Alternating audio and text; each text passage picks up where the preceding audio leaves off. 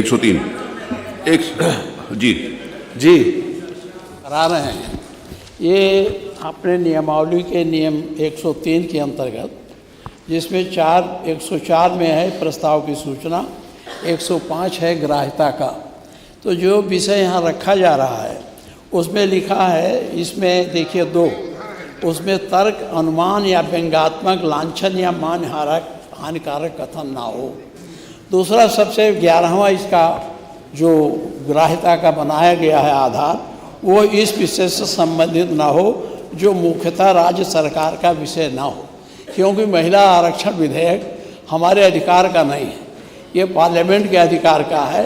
इसलिए इस नियमों के अंतर्गत इस पर बहस नहीं कराई जानी चाहिए, चर्चा मतदान नहीं कराना चाहिए, क्योंकि इस पर ये लिखा उस विषय से संबंधित ना हो जो मुख्यतः राज्य सरकार का विषय ना हो। आप 11वां पढ़ लें। अब ये जो आप चर्चा कराने जा रहे हैं ये राज्य सरकार का विषय नहीं है, केंद्र सरकार का विषय। इसलिए मेरा आपसे अनुरोध है। एक सेकंड मेरे को गुड़िया मुझे बताने दो ना जी।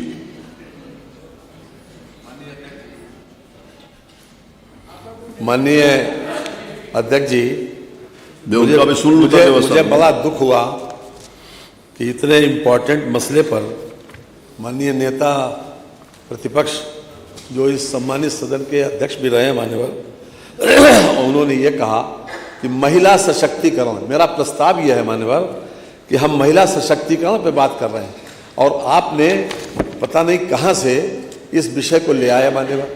केंद्र सरकार का विषय हम आरक्षण की मैंने अभी बात भी नहीं करी, न तो हमारे प्रस्ताव में भी नहीं है मान्यवर कहीं।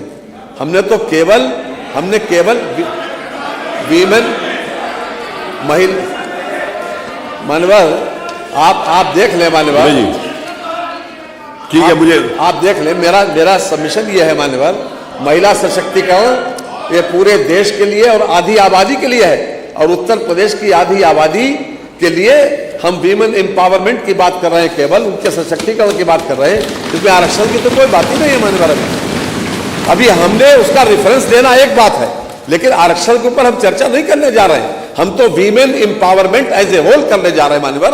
इसलिए मैं समझता हूं कि ये पूरी तरीके से नियम 103 के अंतर्गत आता है मान्यवर, और आपको ये अधिकार है मान्यवर उसके ऊपर चर्चा कराने की अनुमति दे मान्यवर। मैं व्यवस्था एक मिनट मेरा सुन लेता हूं। व्यवस्था दे। माननीय अध्यक्ष जी, हम लोग नारी सशक्तिकरण के विरोध में नहीं है, हम न नारी आरक्षण के विरोध में, हम नारी आरक्षण के समर्थन में हैं मानव। लेकिन इसमें जो आपने लिखा है, ये लिखा है, ये अतः संविधान की मंशा के अनुरूप उन्हें अपेक्षित स्थान प्राप्त कराने के लिए नारी शक्ति बंधन अधिनियम 2023 एनडीए की सरकार ने पारित कराया, परंतु महिलाओं को अधिक अधिकार देने में बाधाएं उत्पन्न की जा रही हैं। एक तरह से तो निंदात्मक हो गया ना।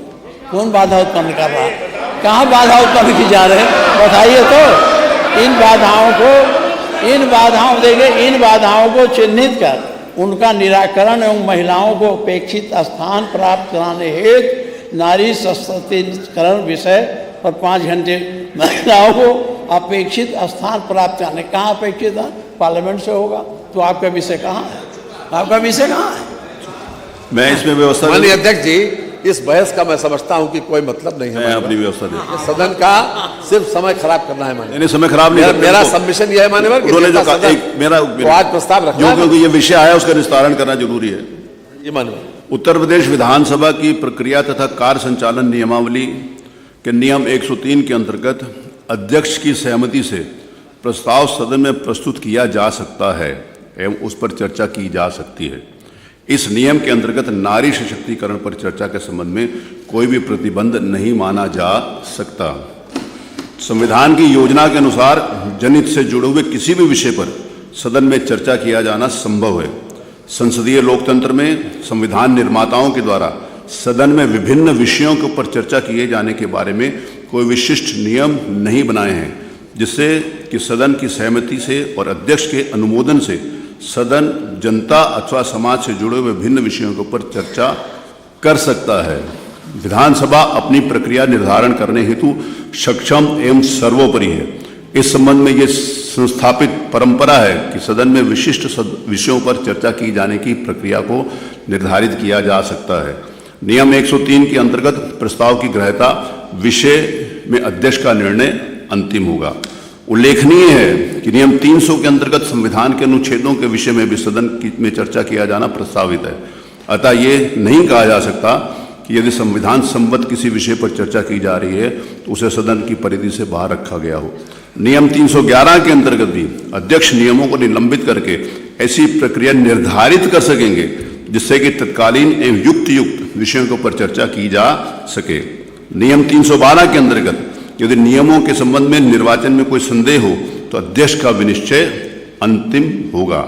नियम 313 के अंतर्गत ऐसी समस्त प्रक्रिया को जिसका नियमावली में विशेष रूप से व्यवस्था नहीं की गई ऐसे ढंग से विनियमित किया जा सकेगा जैसा कि अध्यक्ष समय समय पर निर्देश करेंगे। नियम 314 के अंतर्गत किसी संकल्प या प्रश्न की अनुज्ञा के विषय में कोई आपत्ति किया जाना संभव नहीं है। संविधान के अनुच्छेद 208 में ये प्राविधानित है कि विधानमंडल सदन की प्रक्रिया एवं कार्य संचालन के विनियमन के लिए नियम बनाने हेतु सक्षम है। संविधान के इस प्राविधान के अंतर्गत सदन की प्रक्रिया हेतु जो नियम बनाए गए हैं उसे शिथिलीकरण की शक्ति भी उसी में प्रदत्त है।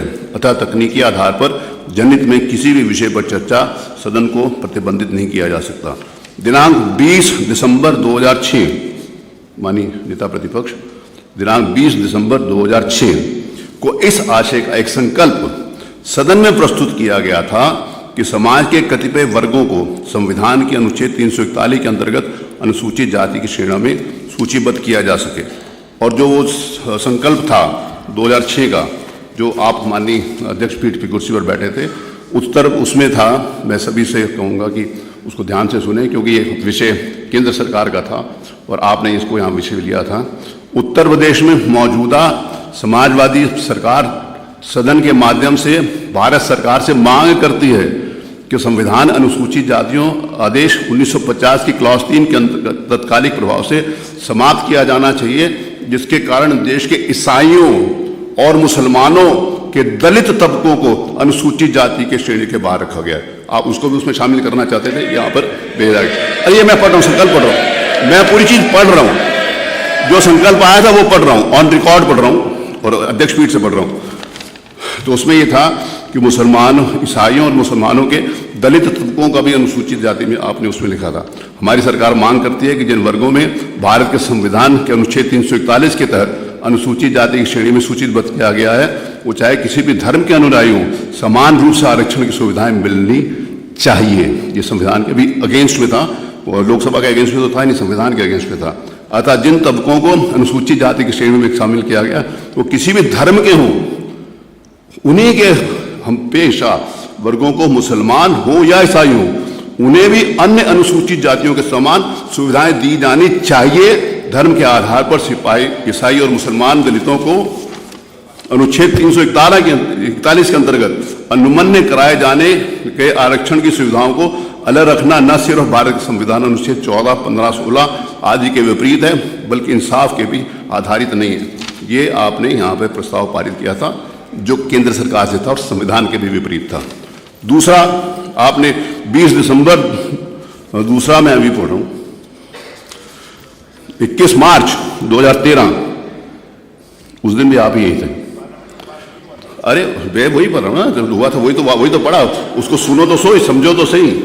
दिनांक 2013 को पिछड़ी जातियों के संविधान के अनुच्छेद 341 के अंतर्गत अधिसूचना निर्गत कराने की अभिसूचित श्रेणी में वर्गीकृत किया जाए, ये भी आपने पास किया था।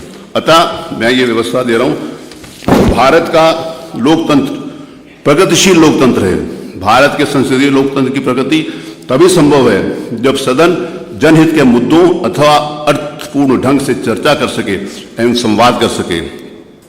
प्रक्रिया साधन हो सकती है, साध्य नहीं। प्रक्रिया इस हेतु निर्धारित की जा सकती है कि कल्याणकारी उद्देश्य की प्राप्ति की जा सके। प्रक्रिया के तकनीकी पहलुओं से सामाजिक मुद्दों को नकारा नहीं जा सकता।